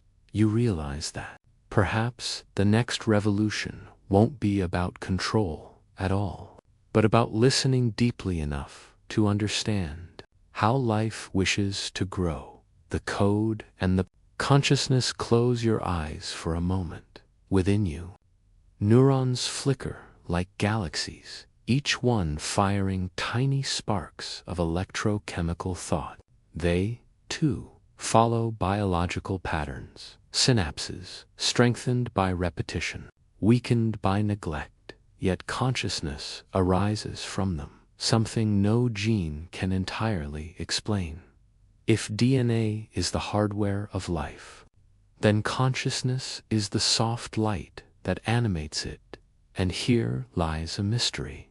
We can edit genes, but can we ever edit awareness? What makes kindness? What encodes wonder? What part of you decides to look at the stars and feel small, yet infinite at the same time? CRISPR may change our biology, but consciousness changes what biology means. It transforms a molecule into a memory, a cell into a soul. The future of life will depend not only on how we design our genes, but on how deeply we understand our own minds. The garden within you. Imagine your body as a garden, 30 trillion living things growing, dividing, repairing, a rainforest of cooperation in your gut. Microbes whisper chemical conversations. In your blood, Enzymes carry oxygen like couriers of flame. In your DNA, ancient viruses sleep, remnants of battles won millions of years ago. CRISPR works here, too, quietly cutting out harmful sequences, awakening helpful ones. But what if, beyond editing, we learn to tend the garden instead, to feed it with balance, to let diversity bloom, to guide without domination? Because the secret of every garden is not control, it's care. And perhaps that's the softest truth of all. The most powerful future will not be engineered by force, but cultivated through love. Children of stardust, encode them. More you think about genes, the more you realize how ancient they are. The atoms in your body were once inside collapsing stars. The carbon in your skin once floated in clouds of interstellar dust. And the DNA within you is a living archive of every organism that has ever survived. Life is not new. It is eternal, passing from one form to another. Learning, adapting, remembering, CRISPR, is simply the next way life remembers itself, a bridge between chemistry and consciousness. When we edit a gene, we're not changing something foreign.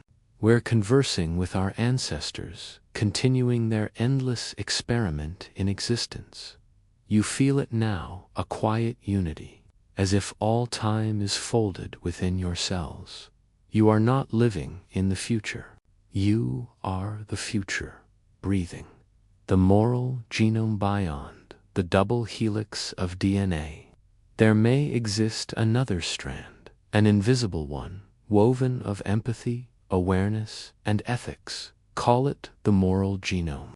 It evolves not through mutation, but through understanding.